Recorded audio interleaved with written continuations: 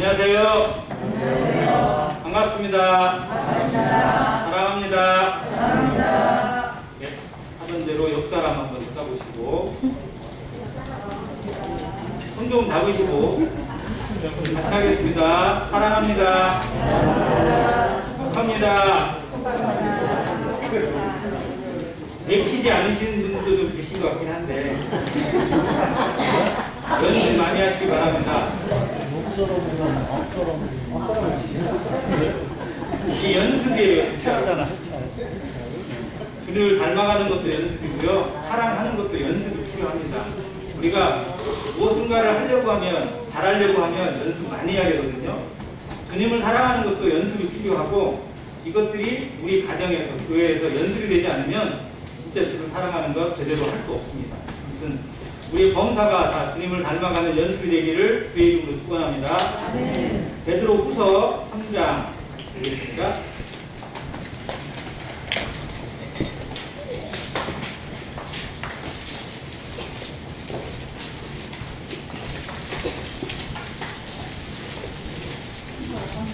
베드로후서 3장 10절부터 14절까지 교독해서 먼저 읽도록 하겠습니다. 10절 제가 읽겠습니다. 그러나 주의 날이 도둑같이 오리니 그 날에는 하늘이 큰 소리로 떠나가고 물질이 뜨거운 불에 풀어지고 땅과 그 중에 있는 모든 일이 드러나리로다. 이 모든 것이 그렇게 드러지리니 너희가 어떠한 사람이 되어야 하나 거룩한 건강으로 하나님의 날이 임하기를 바라보고 간절히 사모하라.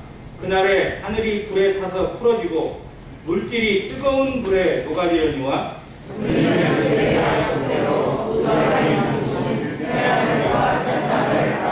같이 읽겠습니다.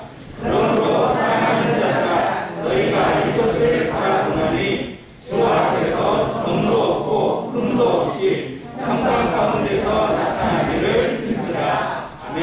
네, 감사합니다. 이 말씀으로 교제했던 때가 벌써 2년하고도 6개월이 흘렀습니다. 코로나가 시작되던 그 해에 또 사람들에게 공포가 되던 그때 코로나 바이러스가 과연 우리에게 주는 의미가 무엇일지 주님이 말씀하신 그 마지막 때의 징조들을 한번 살펴보면서 교제했던 때가 2020년 3월이었는데 좀 빨리 뭔가 좀 보일 줄 알았거든요. 한 2년 지나면 그래도 뭔가 좀 공식이 되고 뭔가 드러나지 않을까 생각을 했었는데 2년 반이 지난 지금 돌아보니까 더 어수선해지고 더 끝이 날 수 없는 지경이 있어요. 그래서 이 말씀을 다시 한번 묵상해 봤습니다. 그래서 안에 한번 들었던 말씀을 한번 생각하시면서 과연 이 시대에 하나님이 실험탄으로 보여주신 이 코로나 바이러스가 과연 우리에게 무슨 의미가 되어야 될지, 과연 우리는 코로나와 싸우는 것인지 아니면 적과 사단 마귀와 싸우는 것인지 아니면 내 자신의 육신과 싸우는 것인지 한 번쯤 돌아보는 기회가 되길 바랍니다. 그리고 주님이 말씀하신 마지막 때라고 계속 부르짖고 있는데 정말 마지막 때 일어날 징조들에 대해서 지금 현실과 한번 짚어볼 수 있는 지혜도 있길 바랍니다. 이 땅에 일어나고 있는 모든 일들 결코 우연이 아닙니다. 이 땅에 일어나고 있는 지진과 기근과 전쟁 결코 우연이 아닙니다.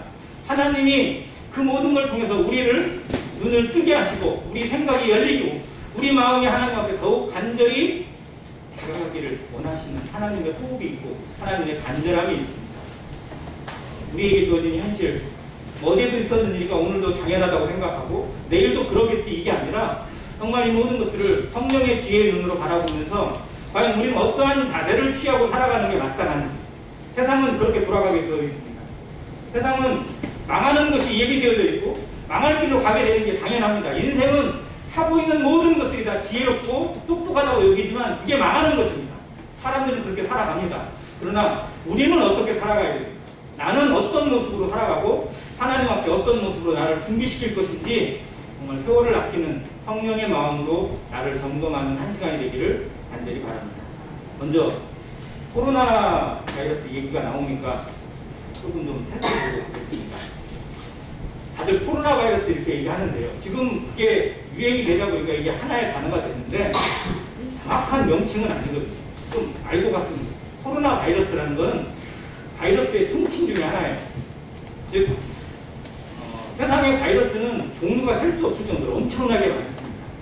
그 내용도 다양하고 매개체도 정말 다양해요. 근데 그것들을 분류하자니까 이러저런 분류 방법이 나옵니다. 그 중에 사람과 동물에게 치명적인 중독을 일으킬 수 있는 바이러스들을 따로 모아봤어요. 그리고 그 중에서도 크기가 어느 정도의, 즉 바이러스 가끔 보이잖아요. 동그라미 돼가지고 이렇게 뭐 별처럼 뭐가 좀 나와 있는 그런 모양들 아마 보셨을 겁니다. 그런 식의 되게 크기가 있거든요. 그 크기를 구분을 해봤는데 사람과 동물에게 공통으로 감염될 수 있고 또 유전자 크기가 27에서 32kbps, 이건 단위예요. 그냥 그 크기가 전자 현미경으로 볼 수 없어요. 눈으로는 안 보입니다. 그 크기에 있는 바이러스들을 통칭해서 코로나 바이러스라고 이름을 지었어요. 그게 이름이 코로나가 된 이유는 뭐냐면 그 모양, 코로나가 라틴어로 왕관이라는 뜻이에요. 코로나가 그 모양이 꼭 왕관의 그 모양은 그런 모양이다 해서 코로나라고 이름을 지었고, 또 코로나의 또 다른 명칭이 뭐냐면 태양에서 나오는 빛을, 이게 플라즈마 현상이 있는데 그거를 통칭하는 이름이 코로나예요. 그래서 태양의 열이 이렇게 퍼져나가는 모습을 코로나라고 합니다. 그 모습하고 비슷하다고 해서 코로나 바이러스라고 이름을 지었어요. 그리고 그것들을 추적을 했습니다. 그 전부터 코로나 바이러스는 있어 왔어요.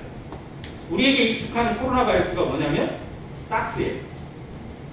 2004년 노무현 대통령 재임 시절에 중국으로부터 건너온 중증 호흡 증후군입니다. 그리고 박근혜 대통령이 재임했을 때 온 바이러스 하나 있죠. 메르스. 낙타고기 먹지 말라고 했잖아요. 그래서 아마 중동 지방에서 발행돼가지고 온 그 바이러스, 메르스. 이 두 가지 바이러스가 다 코로나 바이러스예요. 근데 인자가 다르고 매개체가 다를 뿐입니다. 그래가지고 그런 바이러스들을 쭉 추적을 해봤더니 인수 공통으로 사람과 동물에게 공통적으로 엮이는 그 바이러스들 종류를 한 7가지를 추적을 해놨어요. 그리고 종류들을 매겨놨어요. 이름도 매겨져 있어요. 사스, 메르스, 뭐 이런 것들 이름이 져 있는데 2019년 중국에서 발견된 이 최초의 바이러스는 그것과 전혀 달라요.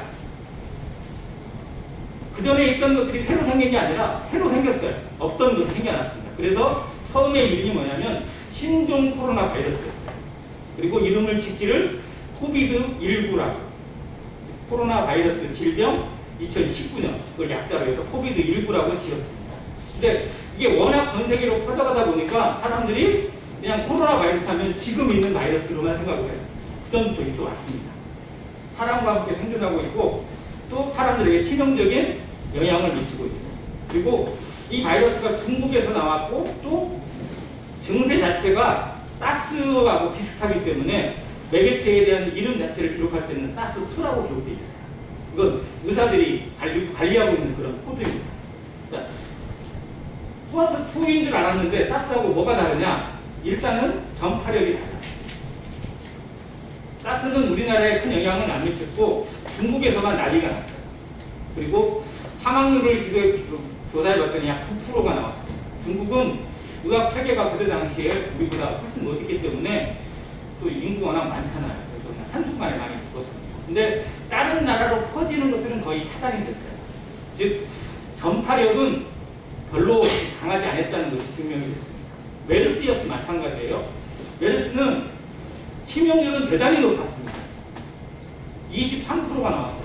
즉 걸리면 4분의 1이 죽었어요.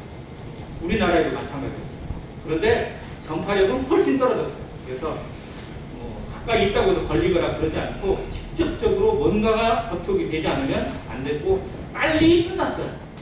그래서 위협적이긴 했지만 그렇게 오랫동안 끌지도 않았고 지금은 사람들의 기억에만 남아있을 뿐입니다. 그런데 지금 나와 있는 이 신종 코로나 바이러스, 즉 코비드19가 무엇이 문제냐? 일단 전파력이 남다릅니다. 어디서 걸렸는지 몰라요. 우리 모임에 정말 많은 분들도 지금 알게 모르게 원하지 않지만 코로나에 한 번씩 경험을 해보신 분들이 많은데 내가 누구로부터 전파가 돼서 걸렸는지 혹 내가 누구에게 전파를 했는지 알 수가 없어요. 처음에는 그걸 수색을 하겠다고 정말 많이 했는데 한계가 와버렸어요. 그래서 어떻게 보면 방역 당국도 포기했습니다. 알아서 잘해라. 이렇게 할 수밖에 없을 수 있습니다. 세계에 우리보다 선진국이라고 부르짖는 나라들이 이 코로나 바이러스에 전부 다 당했어요. 세계 강대국이라고 불리는 나라들을 G7이라고 부릅니다. 우리나라가 G7에 들어가냐 마느냐 뭐 그런 시점입니다. 그 G7의 나라들이 코로나 바이러스 확진자 숫자, 사망자 숫자의 상위 10위 안에 다 들어가 있어요. 상위 10위 안에. 그 중에 가장 전 세계의 강대국이라는 미국이 확진자도 제일 많아, 사망자도 제일 많아, 그리고 전 지역에 그냥 골고루 다 퍼져 있습니다. 지금도 알 수 없는 지경. 자, 2년 반 전에 2020년 3월에 아마 기억나실 거예요. 그때도 정말 사람들이 두려움과 공포에 떨었어요. 근데 지금보다 확진자가 많았나요? 비교도 안 됐죠. 그때는 하루에 확진자가 많아야 10,000명, 우리나라 말고 전 세계적으로 10,000명에서 20,000명 사이였어요. 그때도 전 세계가 공포에 덜덜 떨었습니다. 이거 금방 퍼져가겠다. 근데 아니나 다를까 금방 퍼져가더라고요. 전파력이 바이러스 중에는 정말 치명적입니다. 그 다음에 이제 치명률이죠. 얼마나 사람을 생명을 위협할 수 있고. 그런데 어떻게 보면 빨리빨리 대비를 했고 치료제를 백신을 만들기 위해서 많은 관련자들이 노력을 해서 처음엔 치명률 대단히 높았어요. 처음엔요 사망률이 진짜 많았고요. 이거 미국이라는 나라가 사망자를 처리를 못해가지고 FBI에서 이용하는 시체 이용하는 가방이 있어요. 그 가방에다 시체를 넣어가지고 냉동창고에 다 쌓아놨어요. 그 자료를 제가 사진으로 봤고요. 무인도 섬을 열어가지고 무인도 섬에 땅 파가지고 거기다가 다 가뒀어요. 그렇게 처리했어요. 그런데 어느 시점부터 치료제가 조금 영향을 발휘하고 백신의 효과도 조금 나타나면서 사망률은 점점점 내려갔어요. 지금은 사망률이 1.몇% 정도밖에 되지 않아요.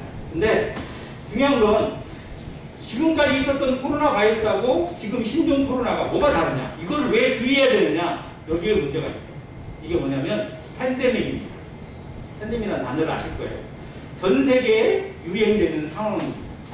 자, 지금까지 바이러스 중에서 가장 많은 사망자를 일으킨 바이러스가 패스트예요. 전 유럽을 휩쓸었던. 그때 약 2억 명이 죽었다고 합니다. 근데 그때는 의학이 전혀 발전되지 않았고요.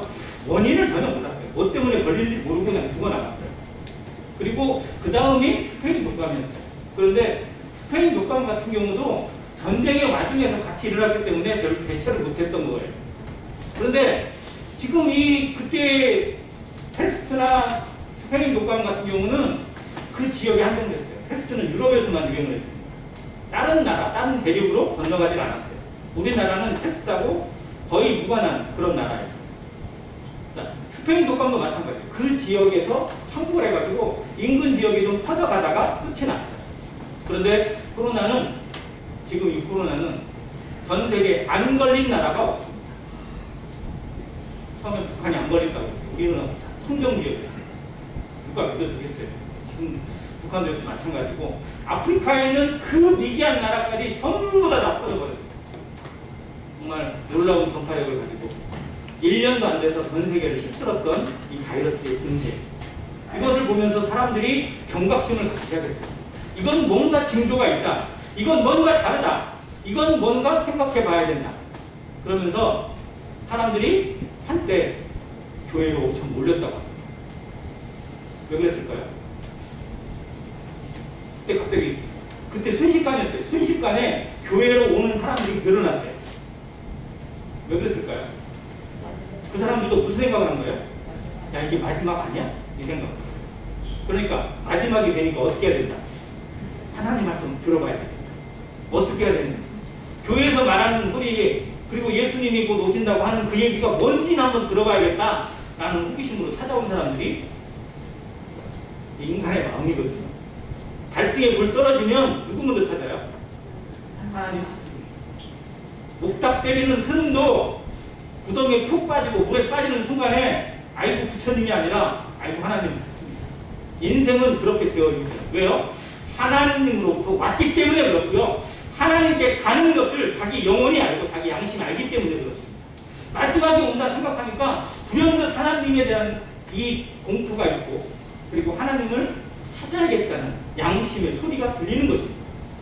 그런데 그걸 속이는 거예요. 그걸 애써 지금 누르고 끝까지 아니라고 거부하고 거짓말로 자기 인생을 속이는 거 심판을 피할 수 없어요. 알아야 됩니다. 성도들이 그 은혜 가운데 내가 부름받고 하나님 앞에 굴복하고 복종하며 살아가는 이 인생이 내가 뭔가 잘해서 내가 뭔가 뛰어나서 내가 남들보다 착하게 살아서 그러는 게 아니고 그냥 은혜를 받아들였기 때문에 믿음으로 순수하게 받아들였기 때문에 주신 선물이요 하나님의 놀라운 복이라는 사실을 늘 기억하며 살아가시기 바랍니다. 이제 코로나의 상황 가운데서 성도들의 관심도 또 안 믿는 사람들의 관심도 세상 말조에 대해서 마지막 징조에 대해서 살펴보고 들어보고 알아보고자 하는 마음이 더 커졌습니다. 성도들은 더 해야 되겠죠. 주님의 말씀이고 하나님의 말씀인데 이것에 대해서 더 지혜가 있어야 되고 더 분별된 마음으로 확신 있게 안 믿는 사람들에게 전달해 줘야 돼요. 말씀이 이렇다. 이거 봐라. 이게 마지막 때가 아니면 언제가 마지막 때냐. 너 어떻게 할 거냐라고 결단을 촉구하는 우리의 자세가 돼야 됩니다. 소망 없는 자들을 만날 때 우리는 준비된 자세로 찾아가야 되고요. 언제든지 그들에게 열려줄 수 있는 마음으로 우리 마음이 준비되어야 됩니다. 그래서 이 말씀이 모두에게 영적 무장이 되어지고 그리고 예비되어 있는 칼로 그 영혼을 찔러 쪼갤 수 있는 하나님의 능력이 되기를 간절히 바랍니다. 아침 성찬 예배 시간에도 이 말씀을 형제님이 나누셨는데요. 마태복음 24장 마태복음 24장입니다.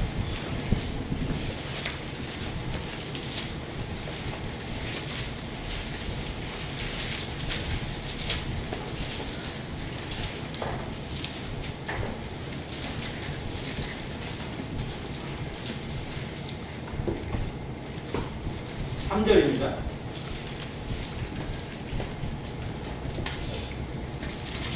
예수께서 감람산 위에 앉으셨을 때에 제자들이 조용히 와서 이르되 우리에게 이르소서 어느 때에 이런 일이 있겠사오며.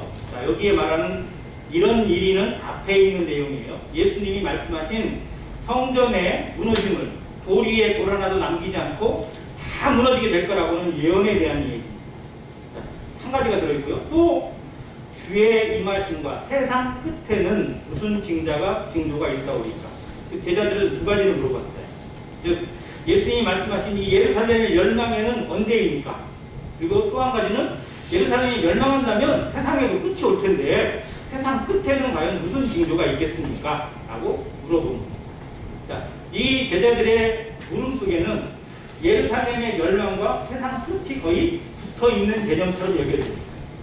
동시에 일어나는 일은 아니겠지만 그렇게 멀리 떨어져 있는 일도 아닌 것처럼 여겨져요. 그리고 주님의 대답도 두 가지가 같이 들어있어요. 4절부터 쭉 이어지는 말씀을 구분해 보면 예루살렘의 멸망, 즉 제자들이 물은 핵심의 질문에 대한 대답도 들어있고요. 세상 끝에 대한 내용도 같이 포함되어 있습니다. 이 내용을 들어봐도요. 예루살렘이 멸망하고 로마군에 의해서 최종적으로 멸망하는 때와 세상의 마지막이 그렇게 큰 갭이 없는 것처럼 여겨져요. 그런데 실제 일은 어떻게 됐어요? 예루살렘의 멸망은 예수님이 이 말씀하신 지 한 세대가 안 됐죠. 40년도 안 돼가지고 주 70년에 디도 장군에 의해서 최종 멸망을 당하고 성벽이 무너져 내립니다. 그 예루살렘 멸망의 전쟁에 조금 더 말씀을 드리면 예루살렘은 그 전에 2년 전에 멸망을 했어야 돼요. 70년이 아니라 68년에. 자, 그때가 뭐냐면 예루살렘이 반란을 일으켰습니다. 그래서 로마에서 베스파시안 장군을 파견해서 무너뜨려라, 없애버려라, 유대인 최종 진멸 명령을 내렸어요. 그래서 베스파시안 장군이 예루살렘 성을 다 뺑 둘리 포위를 해버렸어요. 그래서 예루살렘은 넘어가기 힘들어요. 왜냐하면 산 위에 있는 성이에요. 그래서 공략이 대단히 어려운 난공불락의 성입니다. 그래서 유대인들도 예루살렘만 잘 지키고 있으면 아무도 못 들어온다고 자신을 했어요. 근데 뺑 둘러싸가지고 고사작전을 해버렸어요. 굶어 죽이는 거예요, 한마디로. 그래서 예루살렘에 들어있던 성도들까지도 다 이 로마군에서 죽임을 당할 길기가 정해졌습니다. 그런데 그때 무슨 일이 일어났냐? 로마의 유명한 황제 있죠. 사이코, 누구죠? 네로요. 네로가 그 전에 베드로도 순교시켜 죽이고 바울도 죽였어요. 예루살렘을 최종 멸망하라고 베스파시아 장군을 보냈어요. 그런데 로마 안에서 무슨 일이 었냐? 네로가 암살을 당했어요. 자살했다고도 하고 암살을 당했다고도 하고 알려졌는데 갑자기 네로가 죽어버렸어요. 후계자가 없어요. 그러다 보니 무슨 일이 날까요? 후계 전쟁이 일어났어요. 그래서 가장 옆에 있던 장군 하나가 딱 일어나가지고 제가 왕이 되겠다 해가지고 황제로 자기가 등록을 시켰어요. 그때 옆에 있는 장군들이 가만히 있겠어요? 네가 무슨 황제냐? 그래서 또 반란이죠. 그러니까 로마가 정말 어지러운 상황 가운데 처해 든 거예요. 그런데 그때 당시에 로마의 군권 중에 최고의 위치를 가지고 있는 사람이 누구냐면 베스파시아니에요. 지금 예루살렘을 포위하고 있는 장군이었어요. 다른 사람들이 이 사람들이 로마를 지배해가지고는 나라가 엉망되겠다. 빨리 베스파시아에게 전령을 보내서 돌아오라고요. 그래서 2명이 세워졌어요. 갈바, 비토 이런 장군들이 자기가 왕이 되겠다, 황제라고 이름을 칭하고 잠깐 일어났어요. 며칠 만에 죽고 또 몇 달 잠깐 있다가 망했는데 도저히 아니다. 이걸 정립하려면 이 사람이 와야 된다라고 불렀어요. 그래서 베스파시아니 그 얘기를 듣고 포위를 풀었어요. 예루살렘을 둘러싸던 포위를 풀었어요. 그리고 로마로 가서 다 진압을 시키고 황제가 됐습니다. 이게 베스파시안 황제예요. 그 포위가 풀린 사이가 바로 예수님이 제자들에게 말씀하셨을 때 예루살렘이 잠깐 포위가 풀릴 때 너희는 빨리 나가라. 포위가 풀린 게 전부가 아니라는 거예요. 다시 이 예루살렘은 망하게 되어 있다. 너에게 기회를 준 거니까 나가라고. 그래서 제자들은 싹 나갔어요. 보수주의자들만 거기 예루살렘에 남았다고 합니다. 그리고 황제가 된 베스파시안이 이제 누구를 보내는 거예요? 자기 아들을 보냅니다. 가서 내가 못했던 일을 네가 해라. 라고 온 장군이 티투스장, 지도장군. 그리고 이 사람이 와서 똑같이 예루살렘을 다 포위를 해버렸어요. 똑같은 전략으로. 자기가 한번 해보니까 안 거예요. 예루살렘을 무너뜨릴 방법은 포위시켜버리고 그 안에서 요동이 일어나게, 소동이 일어나게 만들어라. 근데 진짜 포위해놓고 나니까 그 안에서 난리가 났어요. 안에서. 그 안에서 막 이런 요동 저런 요동 일어나면서 누가 뭐 로마군이 들어왔다는 헛소리까지 들리게 되고 그러다 보니까 안에 있는 사람들끼리 막 난리를 치다가 불을 질러버렸어요. 그래서 그 불이 성전을 불태우고 성전에 있는 금들이 녹아내리기 시작하면서 예루살렘 성벽이 무너져 내리고 그래서 로마군이 들어가 보니까 지들 스스로 거의 무너진 거예요. 그래서 무너진 다 펴죽어버리고 있는 사람들 다 죽이고 포로로 잡아가면서 성전을 잡았습니다. 성전을 갔더니 성전이 불타버리고 녹아내린 금들이 그 돌들 틈 사이에 들어간 거예요. 금이 얼마나 아까워요. 성전은 다 금으로 되어 있어요. 그래서 어떻게 했어요? 명령을 내리죠. 돌 사이에 껴있는 모든 금들을 제거할 수 없으니까 이 돌을 가지고 옮겨라. 그래서 그 돌들을 로마군들이 술에다 실어가지고 예루살렘에서 로마까지 이송을 시켜버렸어요. 그게 그림에도 나와요. 구조의 그림. 자, 그리고 금을 가져갔습니다. 엄청난 금을 예루살렘에서 가져갔어요. 베스파시안이 그 금으로 뭐를 했느냐? 이 큰 금으로 뭔가를 해야 된다. 그래서 네로가 지어놨던 자기 별궁이 있어요. 정원 연못에다가 뭐 파놓고 막 왕궁 지어놨는데 그거 싹 무너뜨려버리고 그 자리에다가 세운 원형 경기장이 콜로세움. 그래서 콜로세움 경기장의 벽면에 보면 내가 예루살렘에서 가져온 금으로 이걸 지었다라고 하는 기록이 있습니다. 아무튼 그 전쟁 속에 이걸 예수님이 미리 40년 전에 예언을 하시면서 말씀해 주시는 겁니다. 유대인들이 어떻게 죽임을 당하고 예루살렘이 어떻게 망하게 되고 이 이스라엘이 어떻게 망하게 될 것인지를 예언해 주시면서 동시에 세상에 임한 마지막까지도 말씀해 주시는 거예요. 그러면서 그때 나온 내용 중에 몇 가지를 보겠습니다. 5절 많은 사람이 내 이름으로 와서 이르되 나는 그리스도라 하여 많은 사람을 미혹하리라. 자, 첫 번째 증조가 뭐냐면 수많은 거짓 그리스도가 나타나게 됩니다. 두 번째 6절에 난리와 난리 소문을 듣습니다. 이런 일이 있어야 돼. 아직 끝은 아니다. 7절 민족이 민족을 나라가 나라를 대적하여 일어나겠고 전쟁을 얘기합니다. 곳곳에 기근과 지진이 있으리라. 이 모든 것은 뭐라고요? 재난의 시작이고 처처에 기근과 지진이 일어나고 전쟁이 끝이 없고 거짓 그리스도가 많이 일어나게 되고 그리고 나중에 보면 이 지상의 모든 것들이 충돌하게 되고 하늘이 무너져 내리는 그런 것들을 주님이 예언하십니다. 이 기상 상태가 완전히 무너지게 되는 것을 예언해 주시는 거예요. 이런 것들이 재난의 징조고 그때 다시 주님이 오실 날에 임박한 징조라고 말씀해 주십니다. 다음 29절 그날 환난 후에 즉시 해가 어두워지며 달이 빛을 내지 아니하며 별들이 하늘에서 떨어지며 하늘의 권능들이 흔들리고 천상의 모든 것들이 파괴됩니다. 이 지구는 엄청난 힘의 원동력에 의해서 관리되어지고 있어요. 지구가 태양계에 들어있습니다. 태양계에 들어있다는 건 태양계의 중심인 태양을 중심으로 지구가 거기에 힘을 받고 있고 거기에 따라서 움직이고 있다는 얘기예요. 자, 지구는 정확하게 하루에 한 바퀴를 돕니다. 자전이라고 합니다. 1년에 한 바퀴에 태양 주위를 돕니다. 공전이라고 합니다. 이것들이 흔들리게 되면 무슨 일이 일어나죠? 지구가 자전을 하루에 안 하고 이틀에 한 바퀴를 돈다고 생각해 보세요. 지구가. 그럼 어떻게 되죠? 아무 일도 없을까요?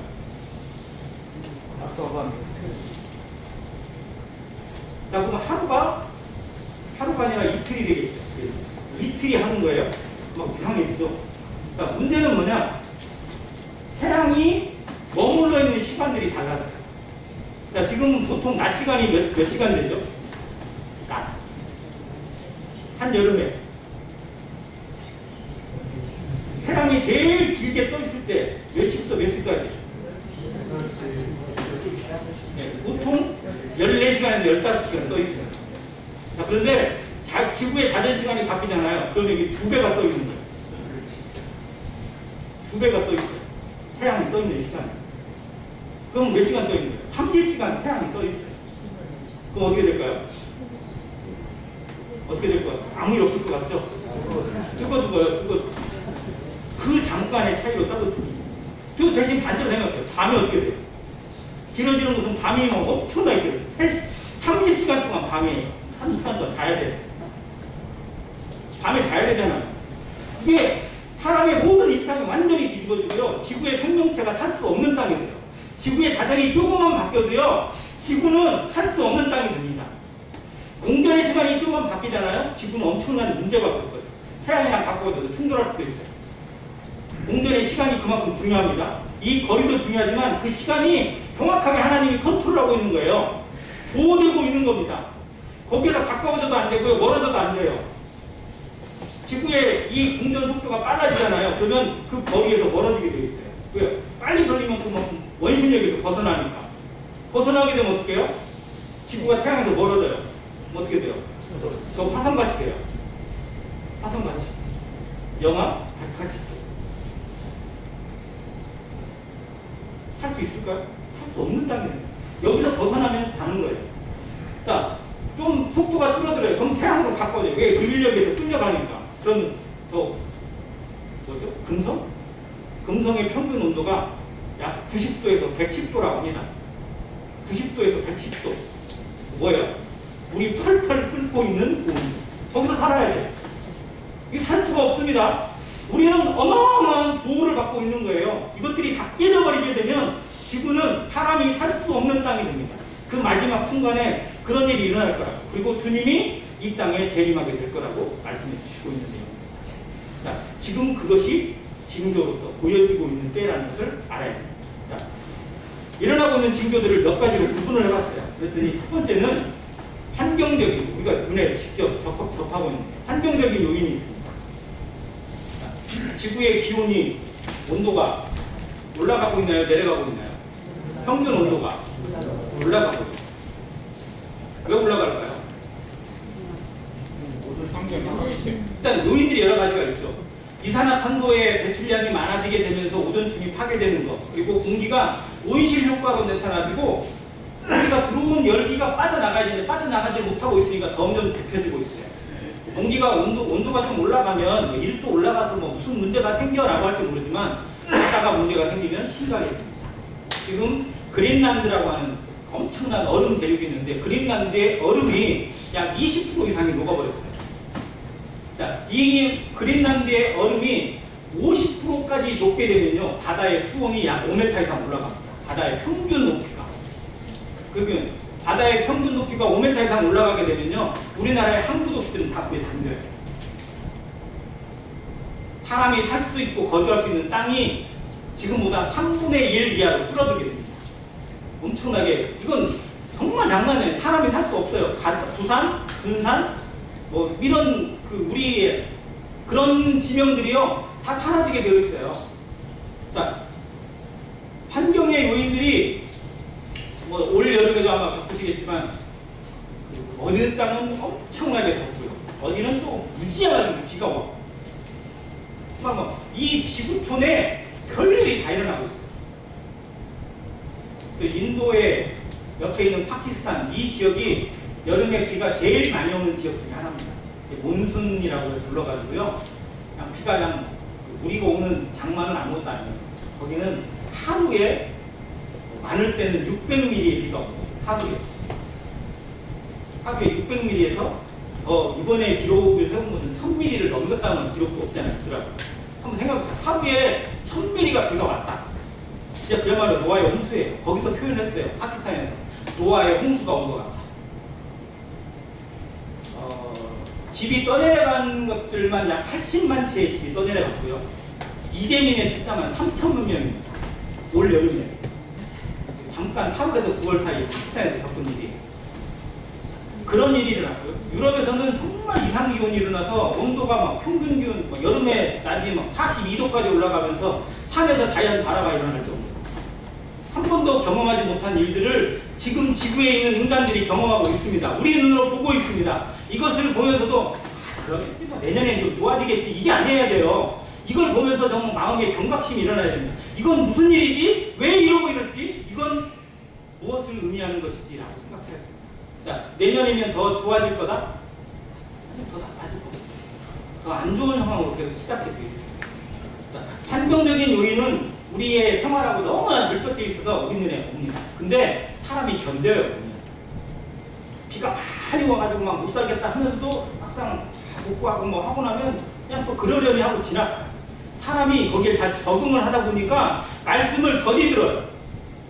민감하게 반응을 해야 되는데 민감하게 반응하지 않고 이러다 알겠지, 뭐 이런 마음으로 그냥 스스로 위안을 삼고 넘어갑니다. 견디기가. 이게 정말로 사단이 사람의 마음에 갖다 놓은 핑계거리인 것 같아요. 정말로 이거 벗어나야 돼요. 그래야 하나님 알아봅니다. 아, 이건 진짜 위기구나, 이건 진짜 마지막 재앙의 징조구나, 이건 하나님이 말씀하시고 예수님이 말씀하신 이 성경의 예언이 내 눈으로 보여지는 거구나 라는 것을 우리 눈으로 체험하는, 정말 말씀 그대로 받아들이게 되는 성도 되시길 간절히 바랍니다. 정말 시간 얼마 안 남았어요. 긴급하게 생각해야 됩니다. 위기 상황이에요. 5분 대기조가 군대에서 발동되는 그때는 저도 한 달 동안 5분 대기조가 저희 대대에 있어가지고 있는데, 5분 대기조가 딱 발동이 되면 일상생활을 하긴 해요. 근데 항상 무슨 자세 해야 돼요? 그 소리에 민감해. 신호가 언제 오는지. 그래서 준비하고 있어요. 잘 때도 전투화를 벗을 수가 없어요. 전투화 신고 잡니다. 전투화 신고 자다가 비상 소리 나면 어떻게 돼요? 바로 그냥 막 나가야 돼요.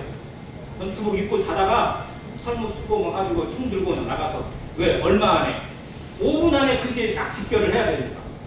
자, 그런 마음으로 성도가 살아가고 있느냐라는 생각. 안일하게 생각하지 않고 정말로 위기의식을 가지고 살아가는 모습이 교회여야 합니다. 왜? 주님이 누구를 통해서 일하니까? 교회를 통해서, 나를 통해서 일하고 계시는데 내가 주님과 호흡을 갖지 못하고 있고 코드가 안 맞는다면 주님 보실 데가 없어요.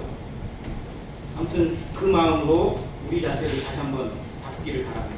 자, 두 번째 징조는 인간적인 문제예요. 이게 더 큰 문제입니다. 인간적인 문제는 뭐냐면, 딸로 얘기하면 전 세계에 일어나고 있는 전쟁.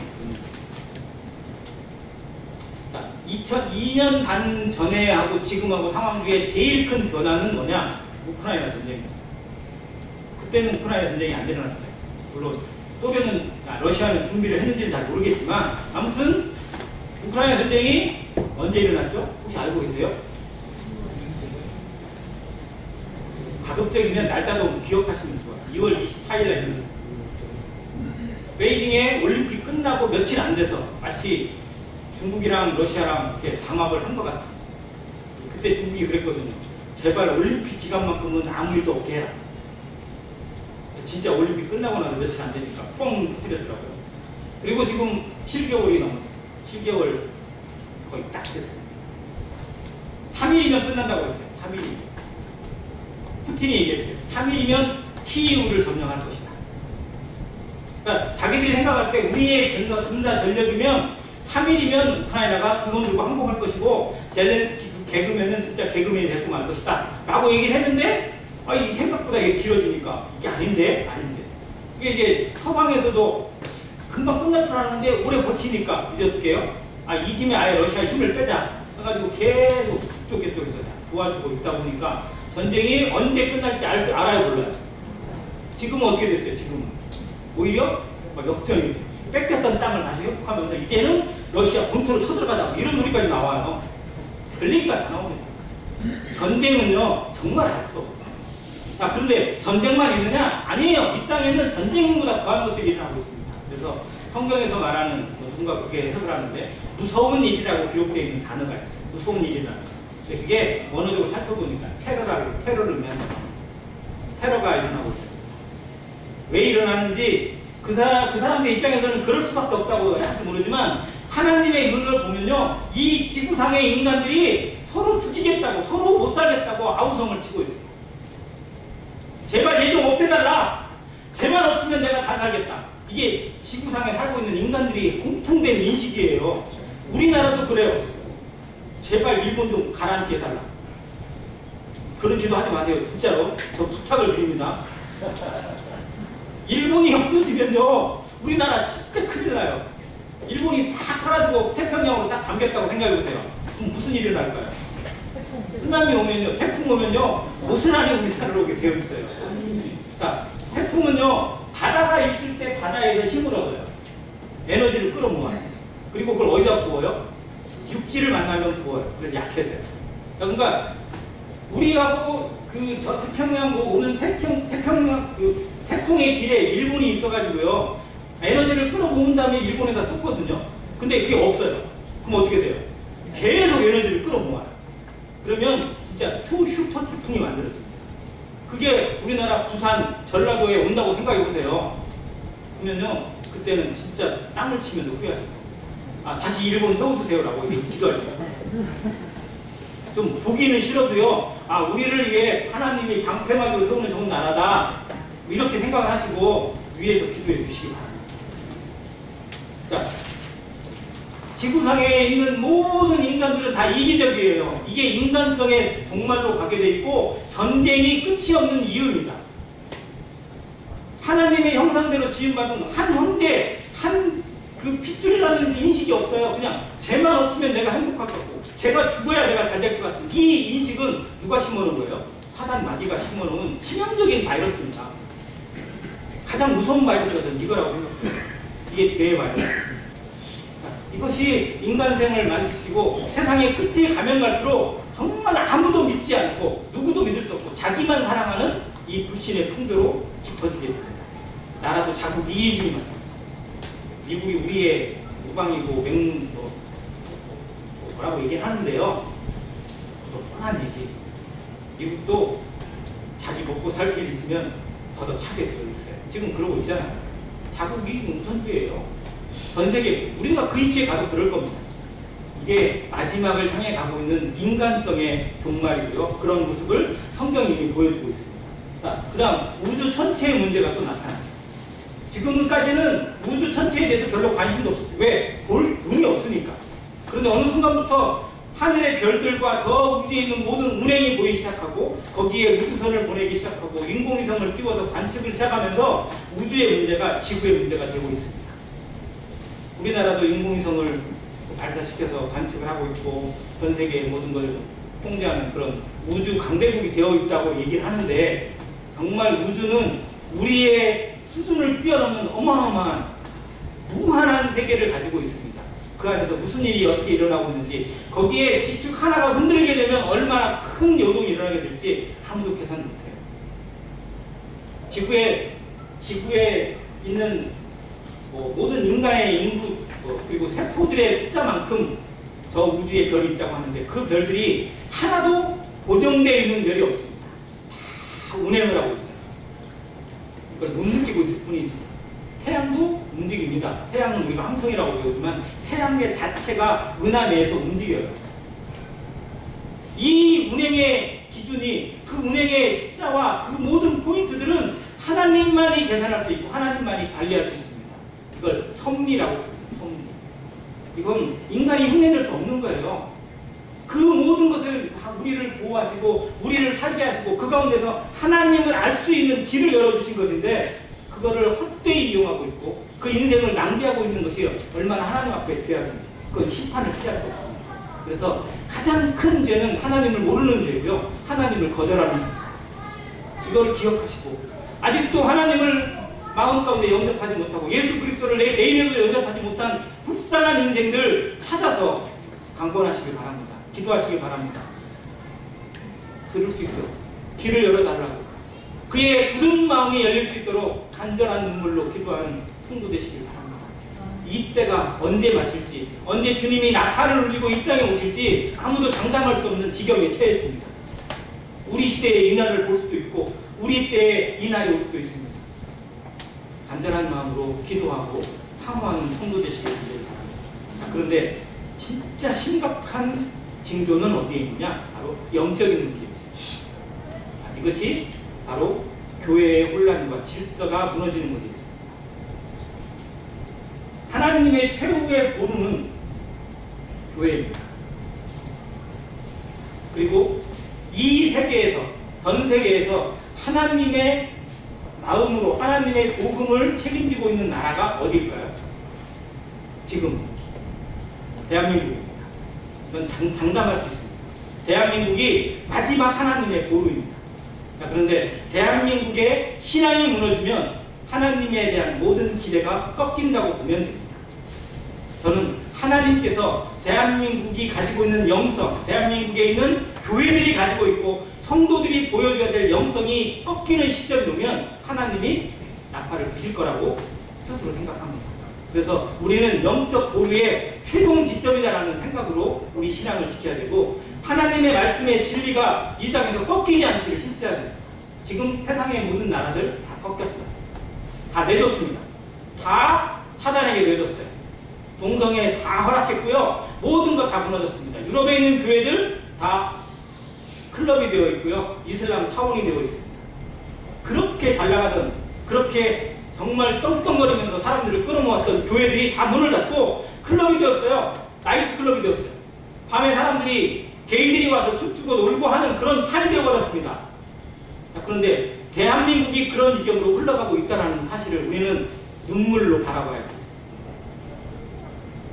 대한민국이 인구 지금 정확하게 잘 모르겠어요. 한때 4천만이라고 했다가 지금 5천만이 넘는다고 하는데요. 4천만일 때 대한민국의 기독교 인구가 1,000만이 넘었어요. 그때. 그래서 전 세계에 선교사를 가장 많이 파견하고 있고 선교의 후원금이 가장 많은 나라. 미국보다. 미국의 인구가 우리나라보다 6배가 많아요. 그런데 미국보다 더 선교사를 많이 파견한 나라가 대한민국. 자, 그랬던 나라가 지금 어떻게 돼 있어요? 이건 표면적이긴 하지만 인구는 5천만으로 늘었습니다. 그런데 기독교 인구는 어떻게 됐어요? 800만도 안 돼요. 700만 까딱까딱한데 오히려 팍 줄었어요. 더 줄고 있습니다. 청년들 교회로 올 생각하지 않아요. 교회를 아주 후퇴하게 생각하고요. 교회로 가는 걸 바보라고 생각하고 있어요. 젊은이들이 어디 가고 있어요? 자기의 꿈을 찾아서 자기만의 세계를 찾아서 다른 곳으로 가고 있습니다. 자기만의 세계에 갇혀 있어요. 사단이 그들의 생각을 다 가로막았습니다. 교회가 점점 고령화되고 있고 연령이 들어가고 있습니다. 우리도 그걸 목격하고 있습니다. 정말 간절히 기도해요. 다음 세대가 예비가 안 돼요. 언제 문을 닫을지 앞날이 캄캄한 그런 교회들이 정말 부재기수로 많습니다. 교회가 대형화되는 게 결코 좋은 게 아니에요. 큰 교회가 하나 쓰자요. 통계가 나왔어요. 온누리교회가 서울에 교회를 하나 세웠어요. 온누리교회 얘기를 드려서 죄송할지 모르지만 저 온누리교회 좋아합니다. 근데 온누리교회가 딱 쓰잖아요. 그러면 주변에 분도교회 30개가 문을 닫아요. 통계입니다. 통계. 온누리 교회뿐만 아니라 그보다 더 큰 교회가 생기면 어떻게 되겠어요? 자, 그게 한국 교회의 입장에서, 하나님의 입장에서 보면 결코 이익이 아닌 거예요. 그 교회의 입장에서는 잘대로 부흥이라고 말할지 모르지만, 이 우리의 부흥은 수평적이에요. 수평적으로 뭐 그것만 총괄하는 현상이 아니라 정말 믿지 않는 자들을 향해서 나아가야 되고요. 정말 다른 종교에 빠져있는 사람들을 끌어모을 수 있는 그런 능력이 없으면 정말로 하나님 앞에 제대로 설 수가 없습니다. 자, 그런데 여기에 거짓 선지자들은 더욱더 판을 쳐요. 마지막이 때문에 드러나는 증세 중에 하나입니다. 거짓 선지자들, 이단들, 사이비들은요 더욱 활개를 치게 되어 있어요. 신천지 코로나 때문에 문 닫을 것 같았죠. 사람들이 잠깐 생각을, 야 이번에 그냥 신천지 다 때려서 그냥 박살 내겠구나, 없어지겠구나. 그런데 없어져요? 아니에요. 더 그럽니다. 왜요? 이만희 구속 됐더니 이만희 구속 피했어요. 그리고 뭐 회계검사 해가지고 어떻게 될 줄 알았는데 그것도 다 피했어요. 뭐라고 한 거예요? 하나님이 보호하셨다. 신천지는 하나님의 것입니다. 하나님이 지키신다. 그런 식으로 내부 광고를 해요. 그래서 젊은 사람들 더 끌어모으고요. 아주 비밀리에 더 켜지고 있습니다. 14만 4천만 있으면 되는데 지금 30만이 넘었거든요. 거기가. 드러난 숫자가 그래요. 전북에 있는 전라북도에 총괄을 두고 있는 지파가 도마지파예요. 일주일마다 저한테 이 안엠교회 목사님 오시라고 편지가 와요. 본인은 뭐 찍긴 하지만요. 근데 대놓고 자랑을 하는데 도마지파의 숫자만 12,000이어야 되거든요. 통계적으로 보면 왜 12지파가 14만 4천 나와요. 도마지파만 해서 3만 명이 넘어요. 뭐라고 얘기하세요? 그 중에 가라지가 많기 때문에 나중에 진짜 얘기만 있을 거다. 진짜 내가 진짜인지 스스로 점검하라는 거예요. 얼마든지 갖다 사람 속여가지고요 자기들 이익 취하고 있어요. 신천지만 그런가요? 하나님의 교회, 여호와의 증인, 그보다 더한 것들 어마어마하게 사람들을 농락하고 있고 희롱하고 있고 사람들의 영혼을 빼가고 있습니다. 오히려 믿는 사람들마저도 넘어뜨리려고 혈안이 되어 있는 모습을 지금 보고 있습니다. 자, 더 문제가 있어요. 종교개혁, 기독교가 마지막 보루라고 했는데 기독교가 사단하고 타협을 하고 있습니다. WCC 운동, 종교통합운동이에요. 지금 한국에 있는 그 교파들 중에 한 3개 교파가 WCC에 가입을 했어요. 장로교 중에 통합 측인가요? 기장은 이미 그 전에 했고요. 장로교, 예수교 장로 중에서도요. 어디 쪽인가가 WCC에 가입을 했어요. 그리고 그걸로 공표를 해놨어요. 표면적으로는 구분하지 않습니다. 그런데 진짜 문제는 뭐냐? WCC가 진짜 심각한 게 뭐냐면요. 구원에 있어요. 내가 그 길이요 진리요 생명이니 나로 말미암고는 아버지께로 올 자가 없느니라. 이 단언한 하나님의 말씀을 어겨요. 구원이 어디에 있다는 거예요? 어디에나 있다는 거예요. 누구에게나 있다는 거예요. 석가모니를 믿어도 거기에 구원이 있고 마호멧을 믿어도 거기에 구원이 있고 내가 신봉하는 무엇인가를 잘 믿으면 그것도 하나님이 다 인정해 주신다라고 가르쳐요. 그게 WCC의 핵심입니다. 그래서 가짜예요.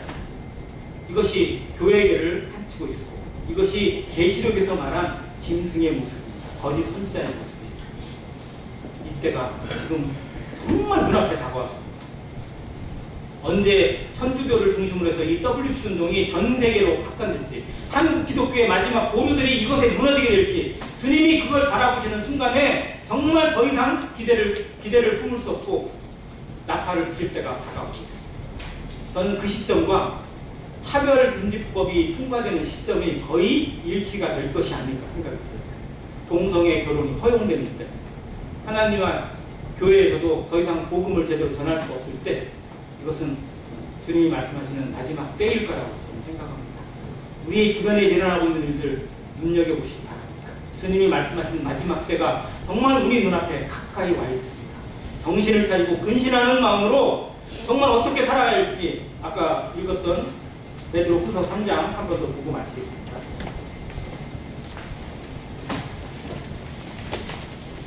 11절입니다. 이 모든 것이 이렇게 풀어지리니 너희가 어떠한 사람이 되어야 마땅하냐. 거룩한 행실과 경건함으로 하나님의 날이 임하기를 바라보고 간절히 사모하라. 14절. 그러므로 사랑하는 자들아, 너희가 이것을 바라보나니 주 앞에서 점도 없고 흠도 없이 한강 가운데서 나타나기를 힘쓰라. 주님이 베드로 사도를 통해서 그리고 바울 사도를 통해서 수많은 믿음의 선진들을 통해서 간절히 피만 이런 외침으로 들려주고 있는 말씀입니다. 마지막 때가 너희 눈앞에 가까이 다가왔다. 근데 이게 2000년 전에 기록을 하면서도 성도들에게 이렇게 외쳤어요. 그런데 지금은 이것이 우리 눈앞에 다가이 왔습니다. 주님이 우리에게 너무 앞에 와서 안 보이는 시점, 정말 가까이 와서 이제 문을 두드리는 시점에 와 있다고 느끼시고 정말 우리 자신을 돌아보고 어떠한 자가 되어야 마땅한지, 내가 지금 이렇게 살아도 되는 것인지, 이렇게 살아도 주님 앞에 섰을 때 정말 부끄러움이 없이 하나님 나는 최선을 다했습니다라고 고백할 수 있을 것인지 우리 자신을 들여다보고 주님 앞에 마땅한 회개와 간절함으로 기도하면서 나아가는 모든 성도 되시기를 간절히 바랍니다.